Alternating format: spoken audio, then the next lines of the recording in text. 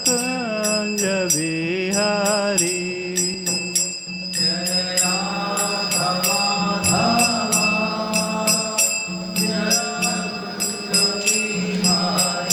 हरे कृष्ण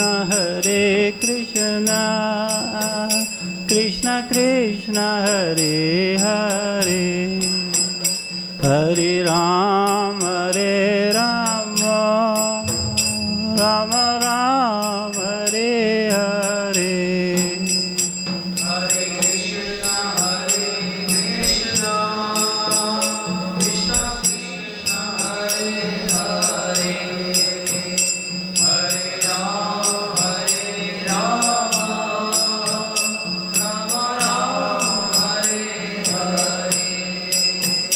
हरे कृष्ण कृष्ण कृष्ण हरे हरे, हरे राम राम राम हरे हरे।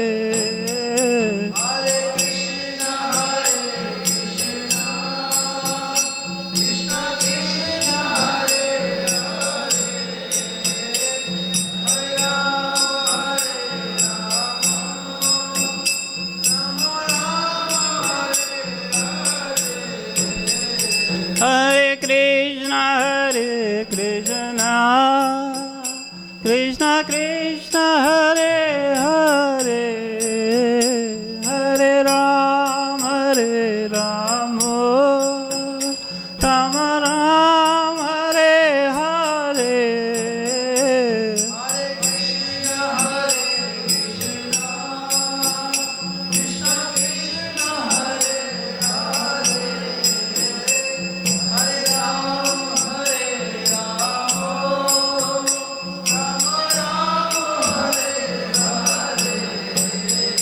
हरे कृष्ण कृष्ण कृष्ण हरे हरे, हरे राम राम राम हरे हरे।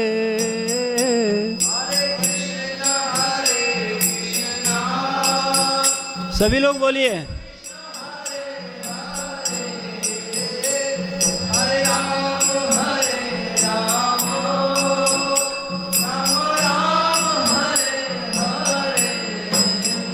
हरे कृष्ण कृष्ण कृष्ण हरे हरे, हरे राम राम राम हरे हरे।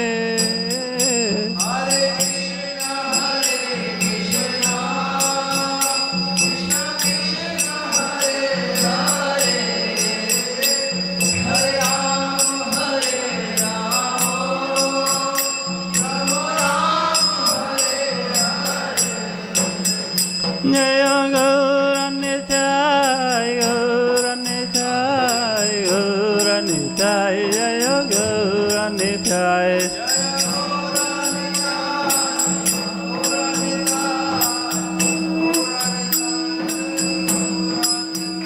जय गौरनिताय जय गौरनिताय।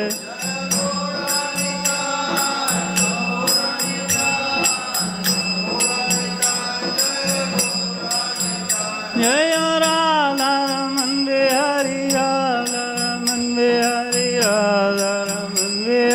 राधे।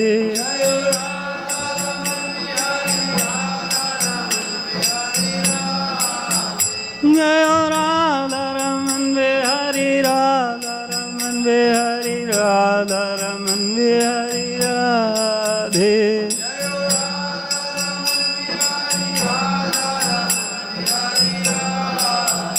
जय राधा रमन बिहारी राधा रमन बिहारी राधे।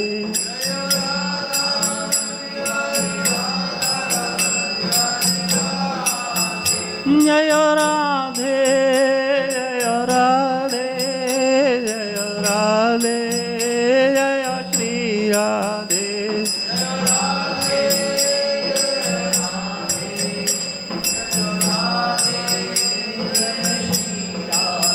जय जय प्रभुपाद प्रभुपाद प्रभुपाद प्रभुपाद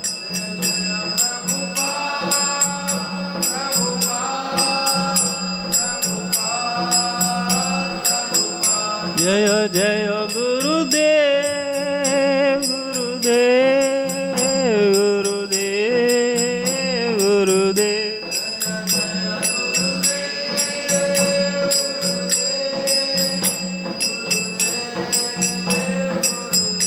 नित्य गौर हरि बोल हरि बोल हरि बोल हरि बोल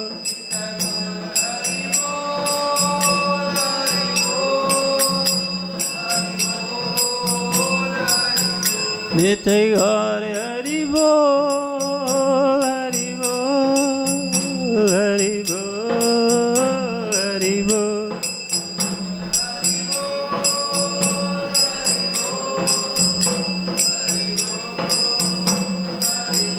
निताई गौर प्रेमानंदे हरि हरि बोल। नमो विष्णुपाद परमहंस प्रवेजिकाचार्य श्री भक्ति वेदांत स्वामी शील प्रभुपाद की जय। शील भक्ति सिद्धांत सरस्वती गोस्वामी पाद की जय। समस्त वैष्णवाचार्य वृंद की जय। श्री श्री गौर निताई की जय।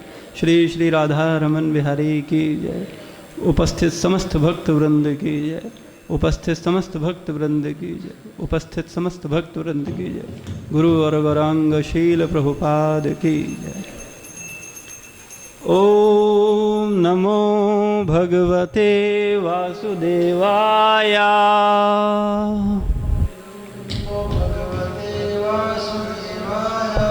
ओम नमो भगवते वासुदेवाय।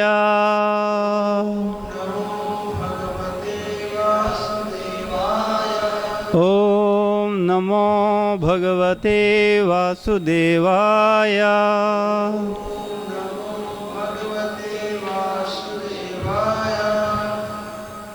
हरे कृष्णा।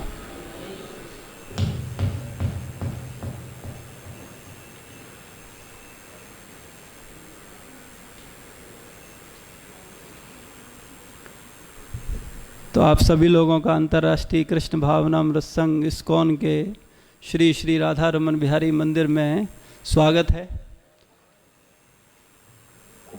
आज बहुत महत्वपूर्ण विषय पर चर्चा करने का प्रयास करेंगे शील प्रभुपाद जी और गुरु महाराज जी की कृपा से, जिससे कि हमारा मनुष्य जीवन सफल हो सके। तो 4 विषय हैं जिनको भगवत गीता में स्पष्ट किया गया है। मैं कौन हूँ, भगवान कौन है, भगवान से संबंध क्या है और मेरे मनुष्य जीवन का उद्देश्य क्या है। सारे शास्त्रों का निचोड़ जो है वो आपको इन प्रश्नों में मिल जाएगा। तो आज का जो प्रश्न है वो क्या है, मैं कौन हूँ। तो आप में से बहुत से लोग सोचेंगे कि ये तो कोई, हम तो सब जानते हैं कि हम कौन है, इसमें कौन सा प्रश्न है कि मैं कौन हूँ। ये तो कोई नई बात नहीं है। हर व्यक्ति जानता है कि वो उसका ये नाम है या उसकी ये जाति है या वो स्त्री है या पुरुष है या भारतीय है, अमेरिकन है, उत्तर प्रदेश का वासी है या किसी अन्य प्रदेश का वासी है ना। लेकिन ये जो पहचान है, ये पहचान हमारी वास्तविक पहचान नहीं है। तो वास्तविक पहचान क्या है उसको समझने के लिए हम गुरु महाराज श्री श्री गौर निताई, श्री प्रभुपाद, श्री श्री राधा रमन बिहारी से प्रार्थना करते हैं हम सब लोग, जिससे हम पे कृपा करें और हम लोग इस विषय को समझ सकें। ओम अज्ञानतिमिरान्धस्य ज्ञानाञ्जनशलाकया चक्षुरुन्मीलितं येन तस्मै श्रीगुरवे नमः।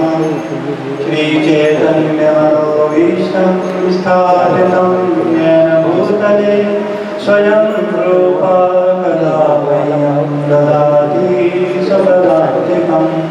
वन्देऽहं श्रीगुरु श्रीयुतपदकमलं श्रीगुरुं वैष्णवंश्च श्रीरूपं साग्रजातं सहगण रघुनाथामृतं तं सजीवं सावद्वैतं सावधूतं परिजनसहितं कृष्णचैतन्यदेवं श्रीराधाकृष्णपादान् सहगणललिता श्रीविशाखान्वितांश्च हे कृष्ण करुणा सिंधु दीनबंधु जगत्पते गोपीश गोपिका कांत राधा कांत नमोस्तुते तप्त कांचनी गौरांगी राधे वृंदावनेश्वरी वृषभानुसुते देवी प्रणमामि हरिप्रिये वाञ्छाकल्पतरुभ्यश्च कृपा सिन्धुवैव च पतितानां पावनेभ्यो वैष्णवेभ्यो नमो नमः। जय श्री कृष्ण चैतन्य प्रभु नित्यानंद श्री अद्वैत गदाधर श्रीवासादि गौरभक्तवृंद। हरे कृष्णा कृष्णा कृष्णा हरे हरे हरे राम राम राम हरे हरे।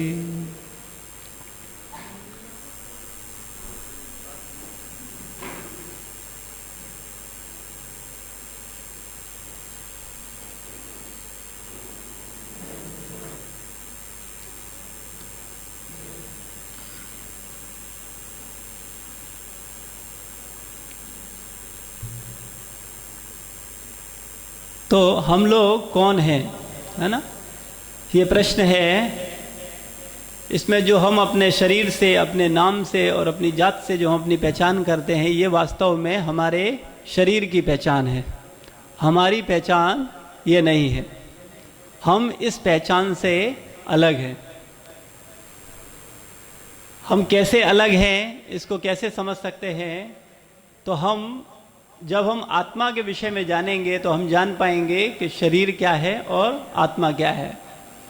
हम इस शरीर में जब तक हैं तब तक ये शरीर चल रहा है, आंखें देख रही हैं, कान सुन रहे हैं, मुंह से बात कर रहे हैं, भोजन कर रहे हैं, हाथ पैर चल रहे हैं। और जैसे ही हम इस शरीर से निकल जाते हैं, शरीर वहीं पड़ा रहता है ना। जब मृत्यु होता है तो हम क्या देखते हैं कि व्यक्ति वही है, लेकिन न वो हिल रहा है, न बोल रहा है, न देख रहा है, न चल रहा है ना। हम लोग बोलते भी हैं कि बेटा आपके पिताजी चले गए, है ना, आपके दादा चले गए। तो कौन चला गया? पड़ा तो वही है, वही दादा, वही चाचा, वही पापा जिनका फोटो देखते थे, जिनके नाम सीखते थे, जिनको उससे पुकारते थे, वो वही पड़े हैं। फिर हम क्यों कह रहे हैं कि वो चला गया? तो कौन चला गया? वास्तव में जो जीवात्मा थी, जो असली में बाबा, पापा या चाचा थे, वो चले गए। जब तक शरीर में थे तब तक हम शरीर को ही बाबा, चाचा या मामा मानते रहे, है ना। उनके विषय में हमारा कोई जानकारी नहीं था कि ये कौन है ना। क्योंकि हम लोग शरीर के स्तर पर ही पहचान करते हैं एक दूसरे की। और शरीर जब छूट जाता है, आत्मा शरीर को छोड़ करके चला जाता है, तब रोते हैं उसके लिए कि वो चला गया, है ना। लेकिन जब तक जीता है व्यक्ति, तब तक हम ये नहीं जानते कि कौन है वो व्यक्ति जिससे हम प्रेम करते हैं, जिससे बात करते हैं, है ना। तो वास्तव में हम लोग इस विषय को नहीं जानते कि हम अलग हैं और हमारा शरीर अलग है। दो विषय हैं, हम अलग हैं और हमारा शरीर अलग है। हम किससे बने हैं और हमारा शरीर किससे बना है? हम आज अपने आप को शरीर से अपनी पहचान कर रहे हैं, तो हमारा जो शरीर है वो किससे बना है? पंच तत्वों से, अग्नि, जल, वायु, आकाश और पृथ्वी। और जो हम हैं वो किससे बने हैं? यानी आत्मा। आत्मा किससे बना है? वो भी तो किसी से बना होगा। तो वो तीन तत्वों से बना है, सत, चित और आनंद। जैसे हम अग्नि जल वायु आकाश और पृथ्वी से बने हैं हमारा शरीर, वैसे ही हम जो हैं यानी आत्मा जो है वो किससे बना है? सत चित और आनंद से। हमारा जो बच्चा होता है वो किससे बना होता है? वो भी चूंकि हमारे शरीर का अंश होता है इसलिए वो भी अग्नि जल वायु आकाश और पृथ्वी से ही बना होता है ना। लेकिन हम चूंकि आत्मा हैं और हम किसके पुत्र हैं? हम किसके अंश हैं? भगवान के। तो भगवान किससे बने हैं? उसी से हम बने हैं। भगवान भी सच्चित आनंद से बने हैं और हम लोग भी किससे बने हैं? सच्चित और आनंद से। लेकिन चूंकि हम सच्चित आनंद को नहीं जान रहे हैं, नहीं समझ रहे हैं, इसलिए हम पृथ्वी अग्नि जल वायु आकाश का जो स्थूल शरीर है उसी को मैं मान रहे हैं, और उस शरीर से उत्पन्न जो दूसरा शरीर है पुत्र का पुत्री का, उसे मेरा मान रहे हैं। जबकि वास्तव में चूंकि जब हम शरीर जो है वो हम कुछ समय के लिए हैं, शरीर हमारे पास कुछ समय पहले दिया गया है और कुछ समय बाद हमसे ले लिया जाएगा, है ना। लेकिन हम हमेशा से हैं और हमेशा रहेंगे। लेकिन चूंकि भय किस लिए होता है मृत्यु का? चूंकि हम लोग क्या मानते हैं अपने आप को? शरीर। तो शरीर का सब कुछ छूटता है, घर छूटता है ना, प्रियजन छूटते हैं, रिलेटिव छूटते हैं, यहाँ तक कि हमारे द्वारा अर्जित की गई धन संपत्ति सब कुछ छूटता है ना। तो इसलिए हम भयभीत हो जाते हैं मृत्यु से। लेकिन वास्तव में जब आप वास्तव में इस विषय को समझ पाएंगे कि आप कौन हैं, तो मृत्यु के प्रति जो हमारा भय है वो खत्म हो जाएगा, क्योंकि मृत्यु आपकी होनी ही नहीं है। भगवान कभी मरता है? जब हम भगवान का विषय लेंगे कि भगवान कौन, तब भगवान पे चर्चा करेंगे। क्योंकि कई लोग ऐसा सोचते हैं कि भगवान थे अब नहीं, भगवान भी मर गए, है ना। उनको बहेलिया ने बाण मारा और वो बाण की चोट से घायल हुए और टिटनेस हो गया और शरीर छोड़ दिया, है ना। लेकिन वास्तव में भगवान के साथ भगवान हमेशा से हैं और हमेशा रहते। भगवान क्या है, वो जो भगवान के विषय में चर्चा करेंगे तब स्पष्ट रूप से समझेंगे। तो हम जो हैं वो किससे बने हैं? सच्चित आनंद से। भगवान किससे बना है? सच्चित आनंद से, है ना। और भगवान में और हम में उम्र का अंतर है। हम ज़्यादा बुजुर्ग हैं या भगवान ज़्यादा बुजुर्ग है? बराबर हैं, है ना। जब से भगवान है तब से हम हैं, है ना। लेकिन हम उनके कौन हैं? अंश हैं। अंश का मतलब कभी ऐसा मत सोचना कि जैसे कोई टुकड़ा कांच का टूट जाए तो उस टुकड़े का टूटा हुआ टुकड़ा उसका अंश है, ऐसा भाव मत रखना, है ना। क्योंकि भगवान से कोई टूट करके हम अलग नहीं बने, है ना। जब से भगवान है तब से हम हैं। तो भगवान और हम में अंतर क्या है? अंतर है सिर्फ मात्रा का। जैसे समुद्र और समुद्र की बूंद। समुद्र की बूंद में समुद्र के सारे लक्षण होते हैं, है ना। लेकिन परिमाण यानी मात्रा का भेद होता है। समुद्र में अथाह शक्ति है और बूंद में थोड़ी शक्ति है ना। तो ऐसे ही हम आत्मा और भगवान यानी परमात्मा, उसमें यही भेद है। भगवान अनंत शक्तिशाली है और हमारे पास थोड़ी शक्तियां हैं। लेकिन जो जो गुण भगवान के अंदर है वही वही गुण आत्मा के अंदर है ना। लेकिन चूंकि हम आत्म तत्व को भूल गए हैं, आत्म विषय को विस्मृत कर दिया है, इसलिए हम इस भौतिक जगत में कष्ट पा रहे हैं और परेशान हो रहे हैं, है ना। तो मनुष्य के शरीर के अंदर जो चेतना होती है, जब व्यक्ति की मृत्यु होती है तब वो कहता है कि वो चले गए, तो उसकी जो चेतना है उसके कारण ही तो व्यक्ति की पहचान होती है, क्योंकि आत्मा तो किसी ने देखी नहीं। आप बहुत से लोग कहेंगे भाई आत्मा दिखाओ हमको, है ना। जब दिखाओगे तभी मानेंगे। बहुत सारे लोग ऐसा तर्क करते हैं, है ना, कि जब देखेंगे तभी मानेंगे। तो बहुत सी चीज़ें ऐसी हैं जिनको हम नहीं देखते फिर भी मानते हैं, है ना, महसूस करके। जैसे कि हवा को देखा है किसी ने? लेकिन हवा है कि नहीं है ना। सेम ऐसे ही आत्मा हमने भले ही ना देखा हो लेकिन आत्मा है। और उसको कैसे समझ सकते हैं? चेतना के आधार पर। जब किसी शरीर में आत्मा होती है तब उसमें चेतना होती है। उसको अगर आप कहीं पिन चुभो हो तो वो तुरंत एक्शन लेगा, है ना। लेकिन जैसे ही वो आत्मा शरीर छोड़ देता है फिर उसमें आप पिन चुभो तो क्या होगा? कोई प्रतिक्रिया होगी। तो इससे क्या सिद्ध होता है कि जब तक आत्मा है तब तक उस आत्मा की चेतना उस पूरे शरीर में विद्यमान है। और जैसे ही वो आत्मा शरीर से निकला वो अपनी चेतना को भी अपने साथ ले गया, है ना। तो चेतना का मतलब होता है सोचना, जागरूक रहना, सचेत रहना, महसूस करना, इच्छा करना और आशा रखना, है ना। ये एक चेतन व्यक्ति ही कर सकता है।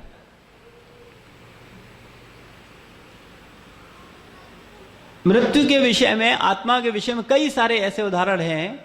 नियर डेथ एक्सपीरियंस, है ना। पुनर्जन्म का कोई उदाहरण किसी के पास है? यहां कोई बैठा है, कोई बताएगा? पुनर्जन्म होता है कि नहीं होता? कितने लोग मानते हैं कि पुनर्जन्म है? हाथ खड़ा करें। और कितने लोग नहीं मानते कि पुनर्जन्म नहीं है?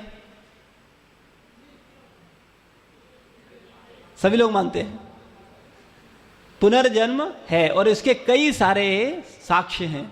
अगर आप चाहें तो उनके एड्रेस और पते लेकर के जा सकते हैं और उनसे पता कर सकते हैं। बहुत सारे ऐसे उदाहरण हैं। और हो सकता है कि आपके परिचित और रिलेशन में भी कई बार ऐसा रहा हो कि उन्होंने अपने पूर्व जन्म की घटना बताई कि मेरा जन्म वहाँ था, उस घर में मैं था और वहाँ ऐसा ऐसा रहता था, यहाँ मेरा खजाना गढ़ा हुआ है। अक्सर ऐसा होता है ना। अब कई बार लोग मुझसे खजाने ही क्यों बताते हैं? क्योंकि खजाना जहाँ जो गाड़ता है उसका चिंतन बार बार करता है, वो मेरा खजाना ठीक गढ़ा है कि नहीं गढ़ा है ना।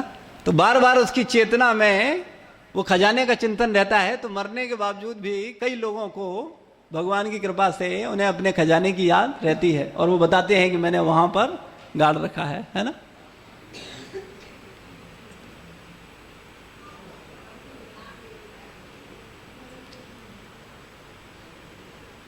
आप में से बहुत से लोग ऐसा सोचते होंगे कि मृत्यु होने पर किसने देखा कि अगला शरीर है कि नहीं है ना। जन्म होता भी है कि नहीं होता है, कौन जानता है। आप लोग हमें ज़्यादा डिस्टर्ब मत करो, जो चल रहा है जीवन में वो चलने दो, है ना। जैसे खा रहे हैं पी रहे हैं वैसे खाने पीने दो, कन्फ्यूजन जीवन में मत डालो। किसने देखा? जो होगा तब देखा जाएगा, है ना। ऐसा सोचते हैं अक्सर लोग कि किसने देखा कि अगला जन्म है कि नहीं है ना। हम अगले जन्म के चक्कर में अपना ये जन्म भी खराब कर दें, है ना। ऐसा सोचते हैं कई लोग। लेकिन वास्तव में मृत्यु का एक दूसरा पर्यायवाची शब्द है देहांत, है ना। देहांत का मतलब क्या होता है? देह का अंत, है ना। तो देहांत के विषय में श्रीमद् भगवद गीता के दूसरे अध्याय के 13वें श्लोक में भगवान बताते हैं, देहिनो अस्मिन्यथा देहे देहे कौमारम यौवनम जरा तथा देहांतर प्राप्तिर धीरस्त्र न मोयति। इस प्रकार भगवान साफ बताते हैं कि क्या है देहिनो अस्मिन्यथा देहे। जिस प्रकार शरीरधारी जीवात्मा, यानी जीवात्मा ने शरीर धारण कर रखा है ना। जिस प्रकार शरीरधारी जीवात्मा बाल्यावस्था से तरुणावस्था, तरुणावस्था से वृद्धावस्था में अग्रसर होता है, उसी प्रकार वृद्धावस्था के बाद मृत्यु होने पर वो दूसरे शरीर में स्थानांतरित हो जाता है। धीर व्यक्ति ऐसे परिवर्तन से मोह को प्राप्त नहीं होते। तो कहने का मतलब यह है कि देहांत, जैसे कि आप लोग कहें किसने देखा अगला जन्म हम जाएंगे कि नहीं जाएंगे, दूसरा शरीर मिलेगा कि नहीं मिलेगा, है ना। तो भगवत गीता पूरा वैज्ञानिक सिद्धांतों के आधार पर है। भगवत गीता में भगवान बोल रहे हैं कि आपका छोटा शरीर था, है ना। छोटा शरीर यानी शैशवावस्था में, उसके बाद आप बाल्यावस्था में पहुंचे। तो जब बाल्यावस्था में पहुंचे तब शैशवा वाले शरीर का क्या हुआ? अंत हुआ कि नहीं हुआ? शैशवा वाला शरीर तो नहीं रहा ना। और बाल्यावस्था से जब आप किशोरावस्था में पहुंचे तब बाल्यावस्था वाला शरीर रहा कि नहीं रहा? नहीं रहा ना। देह का अंत हो गया ना, वो वाली देह तो नहीं रही ना। आप अगर अपना फोटो देखो तो पहचान नहीं सकते ना कि ये आपका ही फोटो है किसी और का है ना। यानी जो देह थी उसका अंत हुआ कि नहीं हुआ, और देह का अंत हुआ न कि आपका अंत हुआ। आप वही हो कि नहीं हो। बुद्धि पर थोड़ा सा जोर डाल करके इस बात को समझने का कोशिश करें कि आप वही हैं, लेकिन देह में परिवर्तन हो रहा है, यानी देह का अंत हो रहा है।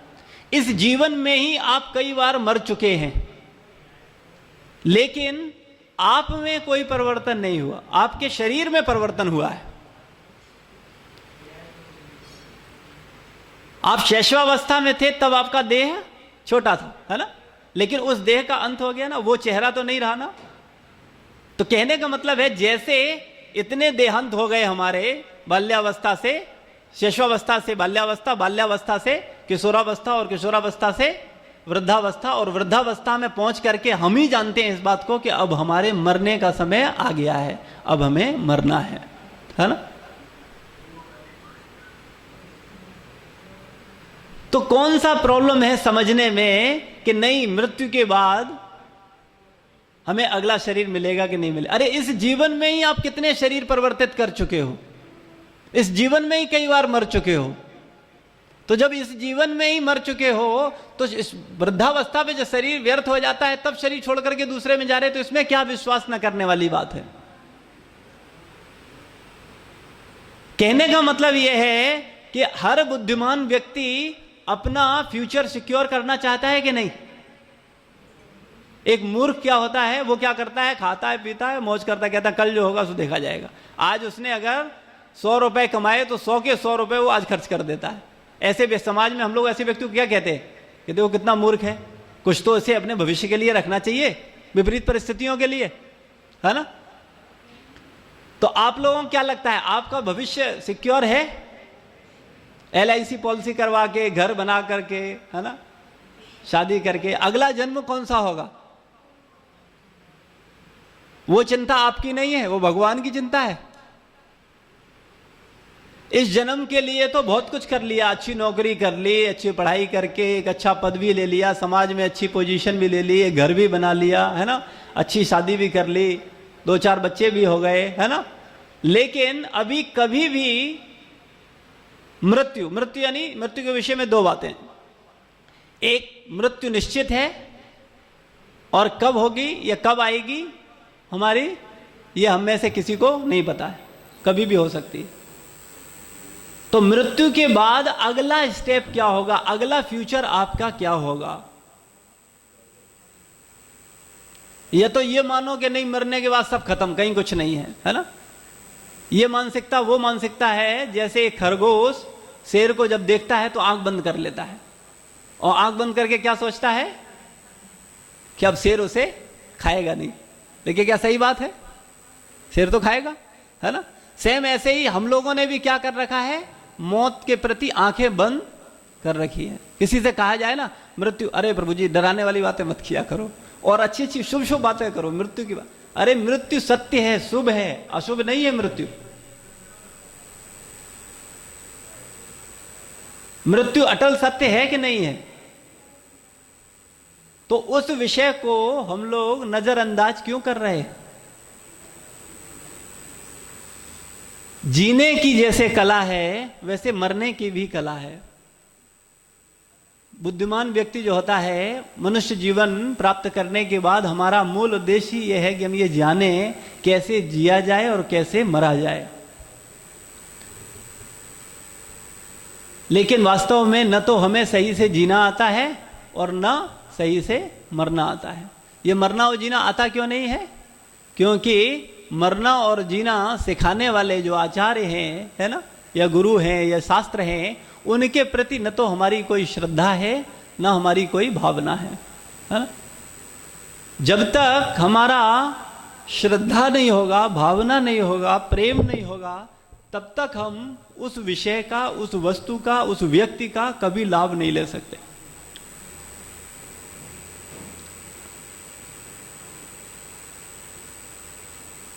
तो ये बात क्लियर हो रही है कि हम अलग हैं, हमारा शरीर अलग है ना। एक छोटी सी एक्सरसाइज करते हैं। आप में से कोई एक व्यक्ति जो है वो यहां पर आ जाए, आगे आ जाए, कोई भी एक व्यक्ति।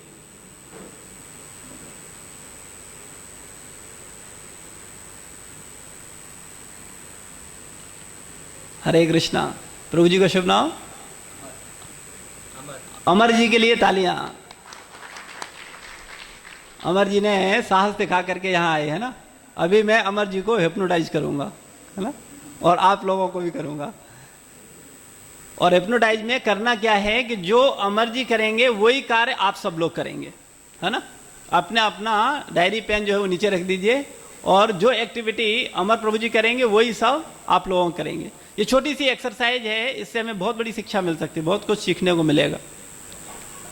मैं बोलूंगा, अमर प्रभु जी वैसा करेंगे और आप सब लोग भी वैसे ही करेंगे, है ना।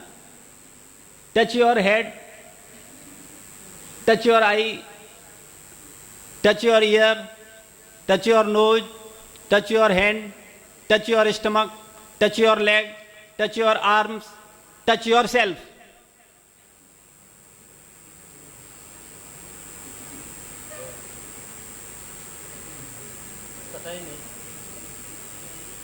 Thank you. हरे कृष्णा। तभी माइक लाएंगे। आप लोग अपना अनुभव बताएं कि जब हम प्रभु जी से बोल रहे थे टच योर आई, तो उन्होंने तुरंत छुआ, क्योंकि उनको बचपन से ही सिखाया गया कि बेटा ये तुम्हारी आंख है। हम सबको सिखाया गया बचपन में, है ना, स्कूल में। और इसके लिए हमने बड़ी बड़ी फीसें दी हैं, बड़े बड़े स्कूलों के चक्कर लगाए हैं, है ना। ऐसे नहीं, ये भी सीखने को मिला, है ना। लेकिन देखिए दुर्भाग्य कि हमें हमारे बारे में किसी ने आज तक, हम अपने मनुष्य जीवन का आधे से ज़्यादा समय निकाल चुके हैं और हमें किसी ने आज तक ये नहीं बताया कि वास्तव में आप अलग हो और आपका शरीर अलग है। ये शिक्षा हमें मिली नहीं, और इस शिक्षा के अभाव में ही हम लोग गलत दिशा में भटक गए। कैसे गलत दिशा में भटके हैं, इस पे चर्चा करेंगे। पहले जब बात की गई कि टच योर सेल्फ, तब क्या समझ में आ रहा था आपको? आप लोग कोई अपना अनुभव बताएंगे? कोई आप में से अपना अनुभव बताना चाहे, क्या फील कर रहा था वो?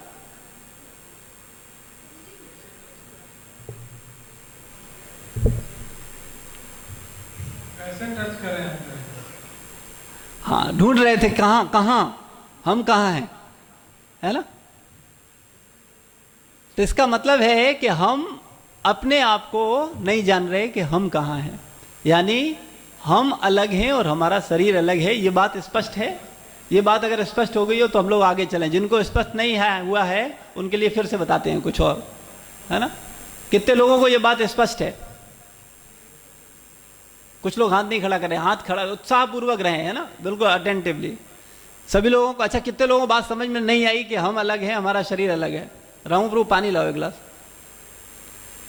कितने लोगों को यह बात समझ नहीं आई कि वो अलग है, उनका शरीर अलग है? सबको समझ में आ गई? चलिए, बहुत अच्छा, धन्यवाद। तो अभी हम अलग हैं और हमारा शरीर अलग है। तो शरीर के विषय में तो हम बहुत कुछ जानते हैं, आत्मा के विषय में और यानी अपने विषय में। अच्छा, शरीर और हम अलग अलग हैं। शरीर में सुबह से जो दिनचर्या है हमारा, सुबह से लेकर शाम तक यानी 24 घंटे में हम कितना समय शरीर को दे रहे हैं और कितना समय अपने आप को दे रहे हैं?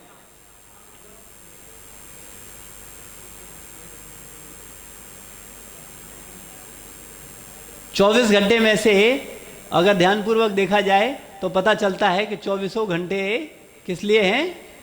शरीर के लिए। शरीर की नौकरी, शरीर की पत्नी, शरीर का घर, है ना, शरीर की केयर, है ना, शरीर की सुरक्षा, शरीर की एक्सरसाइज, है ना, शरीर का योग। आजकल तो योग भी शरीर का बना दिया। आत्म स्तर का योग तो जानते ही नहीं लोग, है ना। कपाल भाती और अनुलोम विलोम को ही लोग सोचते हैं कि आध्यात्मिक विषय है, शारीरिक व्यायाम है, वो आपके शरीर को स्वस्थ रख सकता है। लेकिन योग का अर्थ है आत्मा और परमात्मा का मिलन, वो असली योग है। प्राणायाम साधन का एक साधन है भगवान को प्राप्त करने का, है ना। लेकिन आजकल जो हम लोग प्राणायाम या अनुलोम विलोम कर रहे हैं उसका उद्देश्य क्या है? परमात्मा प्राप्ति है, सिर्फ शरीर को स्वस्थ रखना, है ना। यानी जो 2 घंटे आप एक्सरसाइज करते हो, तथाकथित योग करते हो, वो भी किस लिए है? शरीर के लिए, है ना? आत्मा के लिए आप क्या कर रहे हैं? अगर आप लोग बुद्धिमान हैं तो, है ना? क्योंकि बुद्धिमान व्यक्ति सही जगह अपना समय लगाता है। शरीर निश्चित नहीं है, कभी छूट जाएगा, है ना? ये सब जानते हैं हम में से, कभी भी छूट जाएगा ना। आपका पद, आपका नौकरी, आपका घर, ये आपका धन, जो भी आपने संचय किया वो सब छूटेगा तुरंत जैसे ही मृत्यु हुआ, है ना? लेकिन फिर भी हम 24 घंटे शरीर में देने को तैयार हैं। और आत्म तत्व की जब बात आती है तब हम कहते हैं कि हमारे पास टाइम नहीं है ना? आज हम दावे से कह रहे हैं कि अगर आज छुट्टी का दिन नहीं होता तो शायद बहुत कम लोग ऐसे होते जो कि छुट्टी लेकर के सत्संग सुनने आते, है ना? तो इसलिए हमने छुट्टी वाले दिन ही रखा कि जिससे कि 3 दिन छुट्टी मिले तो लोग आएं और कम से कम सुन करके समझें तो कि वो क्या कर रहे हैं। तो हमारे मनुष्य जीवन का उद्देश्य क्या है? हम आत्मा हैं और आत्म तत्व को न जानने के कारण अपने आप को तो समय दे ही नहीं रहे, बिल्कुल शरीर में ही दिन रात लगे हुए हैं। आप सोच करके देखो कितनी बुरी तरह से आप ठगे जाओगे जब आपका मृत्यु होगा, क्योंकि अगले पल आपका कुछ आपके साथ नहीं जा रहा होगा। यानी आपके 24 घंटे की जो मेहनत है वो क्या हो जाएगी? मृत्यु होते ही 0। क्योंकि जहां आपको कुछ करना था वहां आपने जाना ही नहीं। यानी आत्मा स्तर पर कोई कार्य करना था उसको आपने समझा ही नहीं। आप शरीर के ही चिंतन में लगे रहे, शरीर की व्यवस्थाओं में ही लगे रहे, है ना? पहले शरीर को, बीमारी कहां शुरू होती है? पहले हम क्या करते हैं? शरीर को मानते हैं मैं, जो कि पहली सबसे बड़ी भूल है ना। उसके बाद जब एक भूल कर देते हैं तब बहुत सारी भूलें उससे जुड़ी हुई हो जाती हैं, है ना। एक गलती करने से फिर और गलतियां भी होती है ना। तो जब पहली गलती हो गई क्या कि हमने क्या मान लिया अपने आप को? शरीर। फिर दूसरी गलती क्या हो गई? ये मेरी पत्नी है ना। वो पत्नी जिनके विषय में 5, 10, 20 साल पहले आप जानते नहीं थे कि यही श्रीमती जी या यही श्रीमान जी आपके पति या पत्नी होंगे, है ना। उनके लिए हम अपने माँ बाप को ठुकराने को तैयार हैं, है ना। कोई भी घृणित कार्य करने को तैयार हैं, पाप करने को तैयार हैं। आधार केवल काम है और कुछ नहीं है। कर ही रहे हैं हम लोग, है ना। यानी दूसरी गलती क्या हो गई? पहले मैं यानी शरीर को मैं माना, और दूसरी गलती मेरा। अब मेरी पत्नी है, मेरा बच्चा है, मेरा धन है, मेरा घर है। ये मैं गड़बड़ होने से सब गड़बड़ आगे की चीजें हो गई, है ना। जैसे ही मैं गड़बड़ हुआ यानी शरीर में गड़बड़ हुआ, वैसे शरीर से जुड़े हुए जो मेरा है वो सब गड़बड़ हो गया। जैसे ही आप रियल स्थिति पे आते हो कि आप भगवान के अंश हो, आत्मा हो, वैसे ही आप रियल अपने रिलेटिव को ढूंढते हो कि मुझे मेरा रिश्तेदार चाहिए जो कि हमेशा से हम हैं, तो वो रिश्तेदार भी ऐसा होना चाहिए जो कि हमेशा रहे, है ना।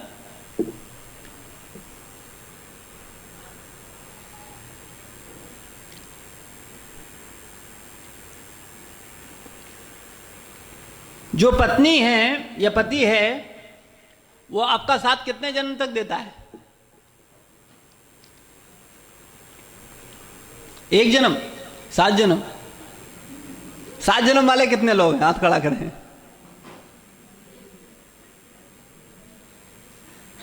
कोई नहीं 7 जन्म वाला। 1 जन्म मुश्किल हो गया है ना काटना। 7 जन्म में अगर यही मिलेंगे तो फिर तो कोमा में चले जाएंगे।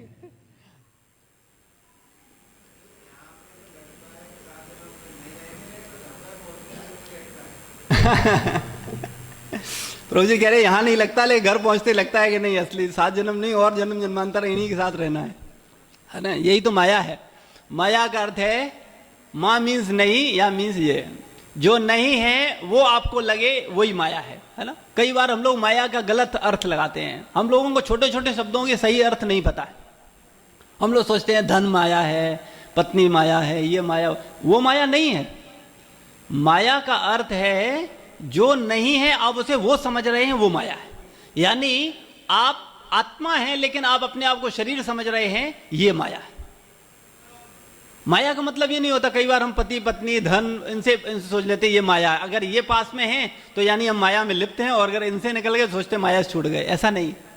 तब तो फिर अर्जुन महाराज, है ना, प्रहलाद महाराज, ध्रुव महाराज, जो कि सब गृहस्थ हैं, है ना, ये सब माया में ही रहे, है ना। तो ऐसा नहीं है। माया का अर्थ है अपनी बुद्धि को सही दिशा में समझना, कौन क्या है ना। सही बात को सही तरह समझना वाला व्यक्ति माया में नहीं होता, है ना। और कई बार क्या होता है कि हम अपनी आधी अधूरी नॉलेज से दूसरे का भी परीक्षण कर लेते हैं, ये प्रभु जी माया में है और ये प्रभु जी माया में नहीं है ना।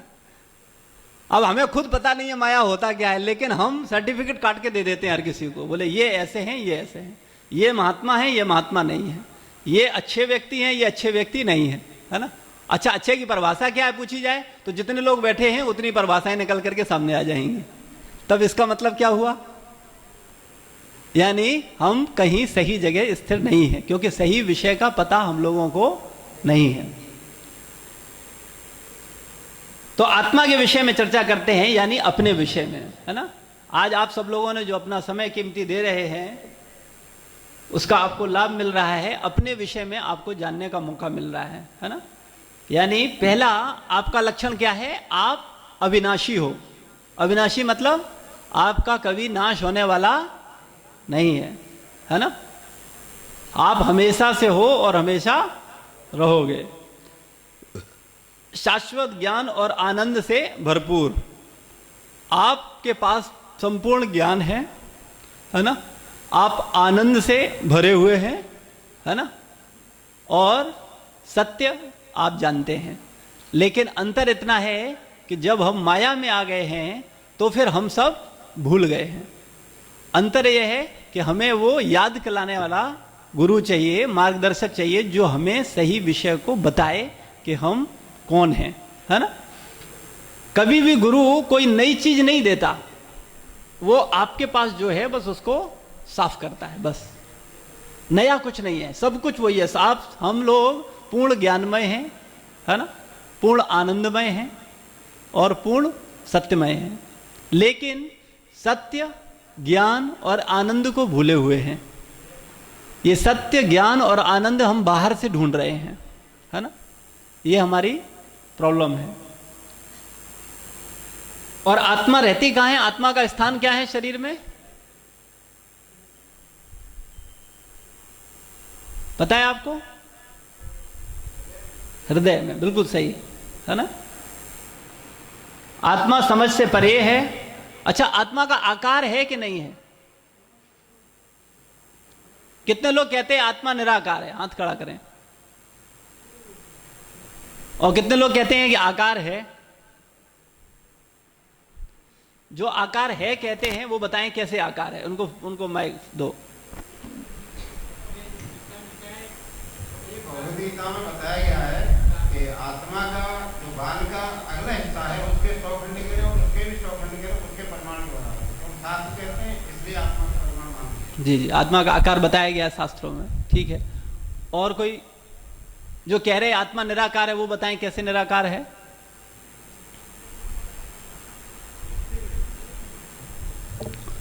आत्मा का एक और लक्षण है, ये शरीर बदलती है ना।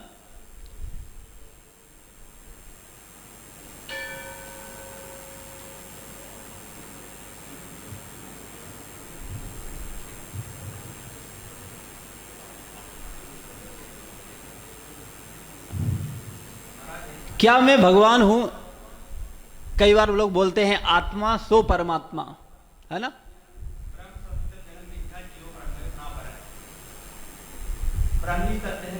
आवाज कहां से? जी जी जी जी।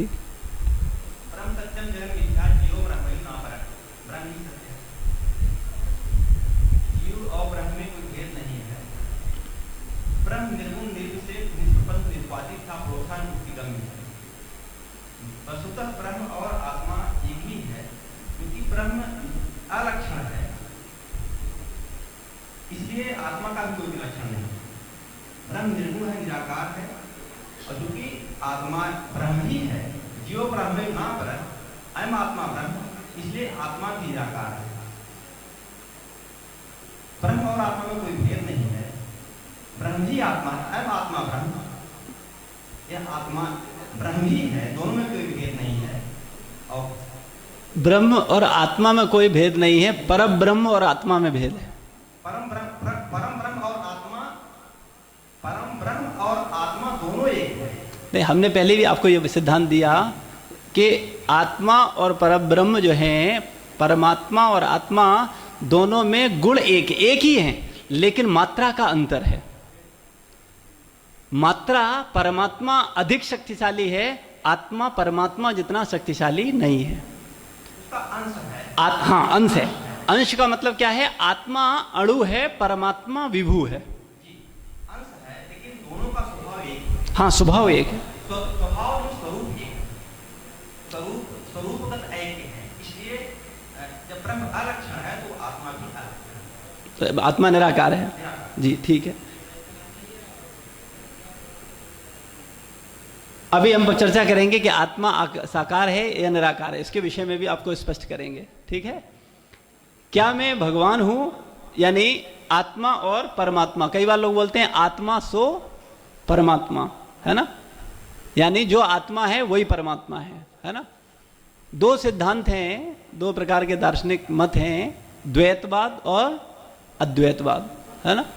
अद्वैतवादी क्या कहते हैं, यानी शंकराचार्य के जो अनुयायी हैं, है ना, हजारों लाखों करोड़ों की तादाद में, वो लोग क्या बोलते हैं, भगवान में और आत्मा में कोई अंतर नहीं है, एक है। अद्वैतवाद, है ना। अ मीन्स नहीं, द्वैत मीन्स दो, दोनों में कोई भेद नहीं है ना।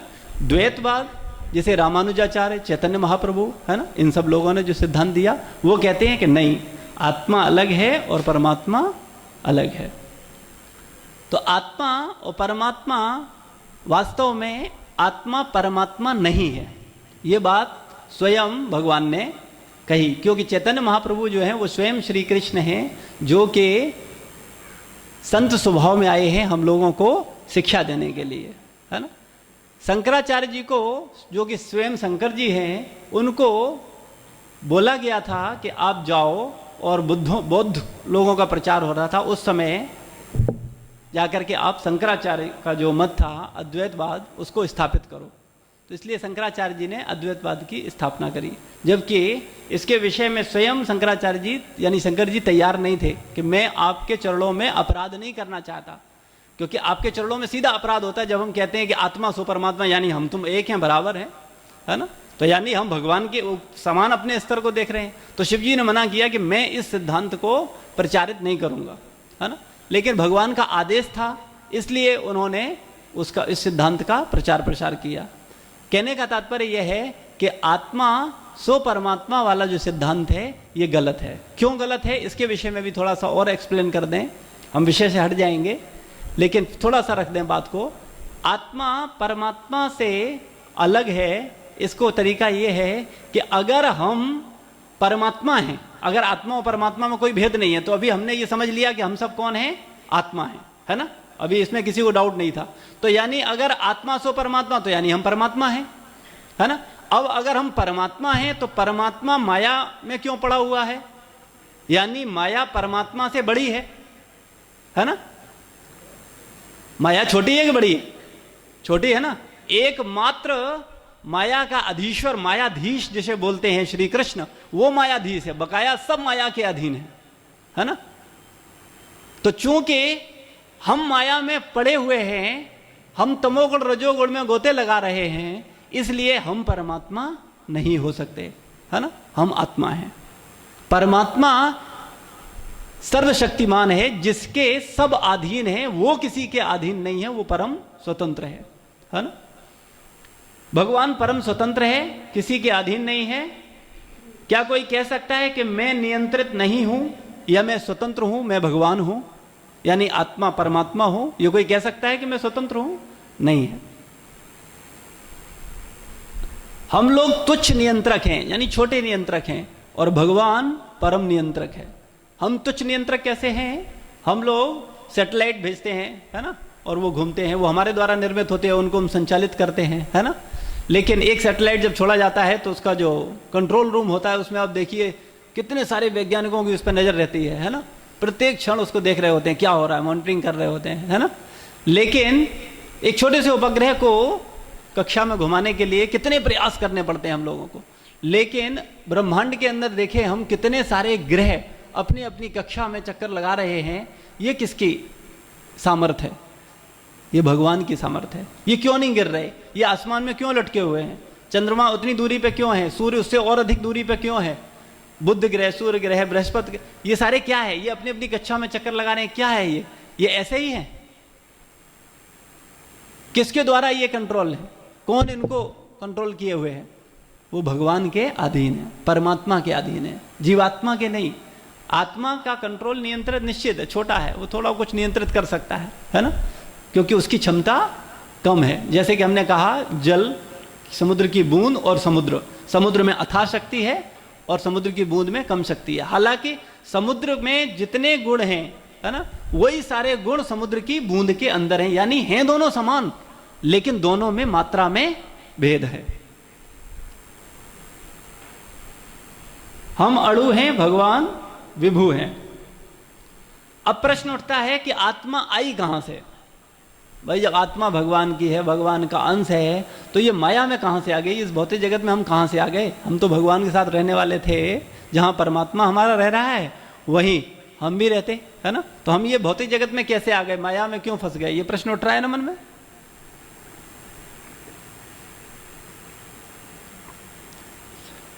तो वास्तव में आत्मा जो है वो भगवान का जो नित्य धाम है, गोलोक धाम, वहां से हम लोग आए हैं।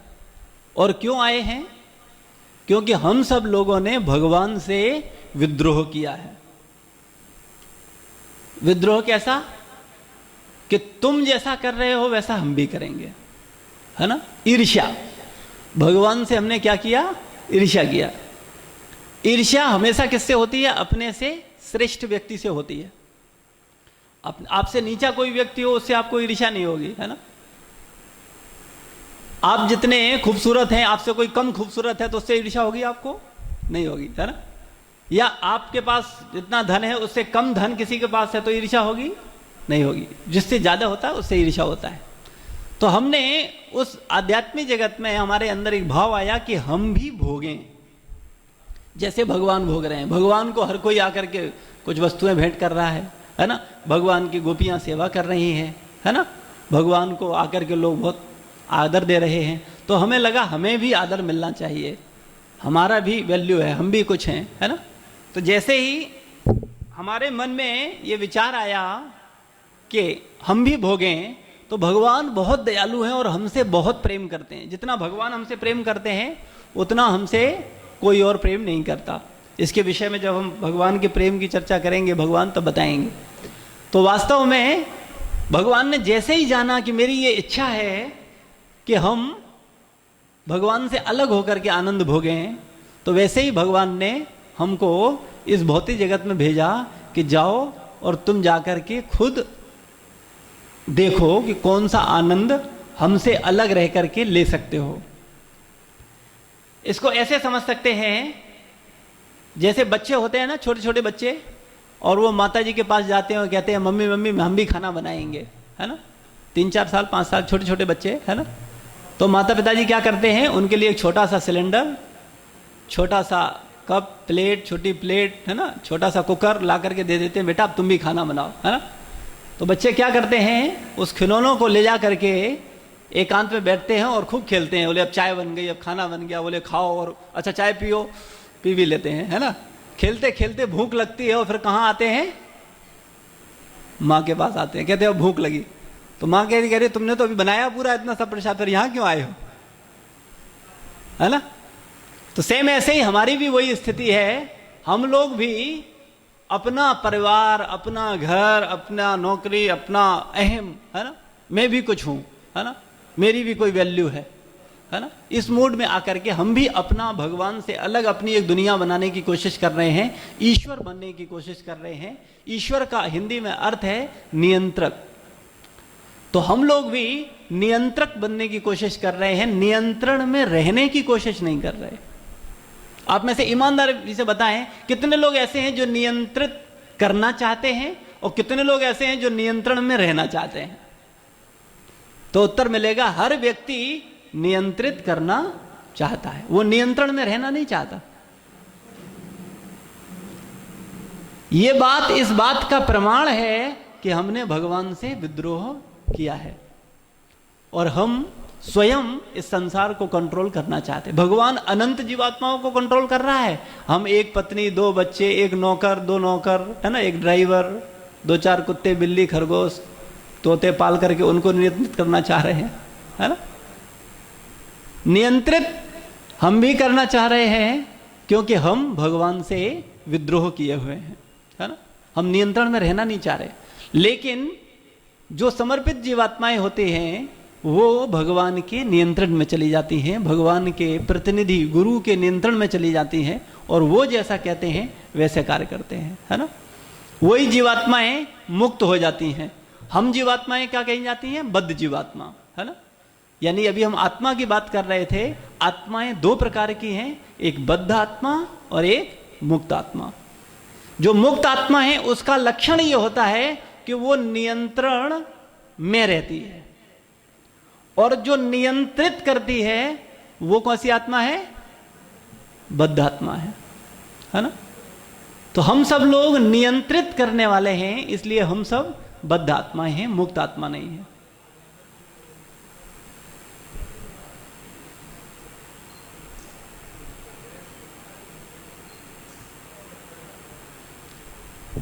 हम ऐसे ही हैं जैसे धनी पिता के खोए हुए पुत्र, है ना। आप सोच के देखो, जब आप अपने असली संबंध को जानते हो कि आप भगवान के अंश हो, है ना, तो भगवान कोई कंगाल है? भगवान कैसा है? अनंत आनंद है उसके पास, अनंत ज्ञान है उसके पास, अनंत सत्य है, सब कुछ उसका है, और उसके हम कौन हैं? अंश हैं। तो हम क्या कंगले होंगे? है ना। लेकिन चूंकि हमने अपने असली पिता से अपने संबंध को भूल गए हैं, विस्मरण कर दिया है, इसलिए हम लोग सोच रहे हैं कि हम विपरीत परिस्थिति में। कई बार एक बात और आती है कि कई बार हम देखते हैं कि समाज में जब सामाजिक कार्यों की बात आती है तब कई बार लोग कहते हैं कि नहीं, ये मंदिर में सेवा करने से क्या फायदा, है ना। बड़ी बड़ी पिक्चरें भी आई, उनमें भी आजकल ये दिखाया गया, अरे ये सब क्या कर रहे हो, भूखों को खाना खिलाओ, है ना, ये करो वो करो, प्याऊ लगवाओ, है ना, हॉस्पिटल खोल दो, ये कर दो, है ना। लेकिन वास्तव में समाज की सबसे बड़ी मदद कौन सी है, इसके विषय में एक छोटी सी कहानी सुनाते हैं, उससे बात आपको स्पष्ट हो जाएगी। एक बार एक माँ बाप कुंभ स्नान करने गए, उनका छोटा बच्चा भी था। वो बच्चा कुंभ मेले में खो गया। जब कुंभ मेले में खो गया तो कुछ लोग जो मिल रहे थे, बच्चा रो रहा था, तो कोई जाता उसे चॉकलेट देता कि बेटा चॉकलेट ले लो, हेलो चुप हो जाओ। बच्चा चॉकलेट पकड़ता, थोड़ा चुप होता और फिर रोना शुरू कर देता। फिर कोई आता उसको कपड़े दे देता, है ना। कपड़े दिया तो बच्चे ने फिर कपड़ा देखा होगा, फिर रोना शुरू हो गया उसका। कोई आया कि बच्चे को जरूर कोई बीमारी है, इसे हॉस्पिटल में एडमिट करवाते हैं, शायद इसको कहीं दर्द है, कोई परेशानी है, इसलिए उसको ले गया डॉक्टर के पास, दवाई खिलवाता है उसको, लेकिन बच्चा रो ही जा रहा। एक व्यक्ति आता है, वो उसको पूछता है बेटा क्या नाम है तुम्हारा, क्या तुम्हारे पिताजी का नाम है, और वो उसको पकड़ता है और उनके पिताजी से मिलवा देता है। तो असली मदद इन सारे लोगों में से किसने की उस बच्चे की? जिसने उसके माँ बाप से उसे मिलवा दिया। क्योंकि अब माँ बाप उसको खाने का भी व्यवस्था कर देंगे जीवन भर, है ना, जीवन भर कपड़ों की भी व्यवस्था करेंगे, जीवन भर उसका इलाज भी करवाएंगे, सब कुछ करेंगे, है ना। हम लोग क्या करते हैं, चूंकि हम विद्रोही आत्मा है ना, इसलिए हम लोग क्या करते हैं, किसी को एक बार भोजन करा के हम क्या सोचते हैं, देखो मैंने भोजन करवा दिया। अरे अगर करवाना है तो किसी को जीवन भर करवाओ, तब तो ठीक है कि हाँ भाई आप भोजन करवा रहे हो। एक बार खिला करके क्या आप करना चाहते हो? कहने का मूल तात्पर्य यह है कि अगर आप किसी की मदद करना चाहते हैं तो सबसे बड़ी, सबसे असली मदद यह है कि उसे उसके परम पिता श्री श्री राधा रमन बिहारी श्री कृष्ण से उनको मिलवा दें, यानी भगवान से मिलवा दें, भगवान की सेवा में उसको लगा दें। ये अपने आप में सबसे बड़ी सेवा और सबसे सही सेवा है। अब राधा रमन बिहारी यानी कृष्ण से ही क्यों, इस पे जब भगवान कौन है पे चर्चा